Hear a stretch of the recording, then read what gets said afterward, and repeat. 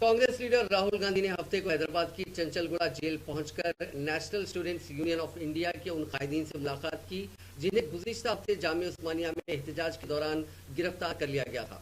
तेलंगाना के अपने दौरे के दूसरे दिन राहुल गांधी चंचलगुड़ा जेल पहुंचे और कांग्रेस के शोबे तुलबा NSUI के 18 कायदीन और कारकुनों से मुलाकात की। जेल पहुंचने से कबल राहुल गांधी ने एक ट्वीट करते हुए कहा कि कांग्रेस एक पाबंदी डिसिप्लिन कारकुनों की जमात का नाम है जो नाइंसाफियों के खिलाफ बेतकान जद्दोजहद करते हैं। वो हमेशा उनके साथ खड़े रहेंगे।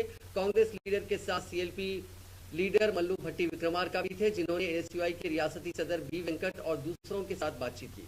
राहुल गांधी ने तुलबा और नौजवानों को दरपेश मसाइल से वाकिफियत भी हासिल की। उन्होंने NSUI के कायदीन के साथ तस्वीर भी खिंचवाई।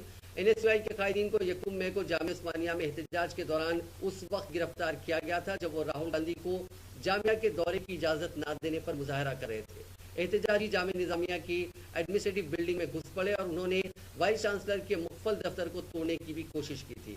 उन कायदीन और कारकुनों ने मुबैना तौर पर दरवाजे के शीशे तोड़ दिए और वाइस चांसलर के अलावा हुकूमत के खिलाफ नारेबाजी करने लगे। NSUI के कायदीन ने ये इल्जाम भी आयद किया था कि vice chancellor chief minister KCR की इमा पर काम कर रहे हैं। NSUI के उन कायदीन और कारकुनों को गैर कानूनी इज्तिमा, हमला, फसाद और सरकारी मुलाजिमीन को फराइज की अंजामदही से रोकने की कोशिश से मुतालिक ताज़ीरात हिंद की मुख्तलिफ दफात के तहत मुकदमा दर्ज करते हुए गिरफ्तार किया गया था। एक खातून पुलिस कांस्टेबल ने भी NSUI के कायदीन के खिलाफ शिकायत दर्ज करवाई थी।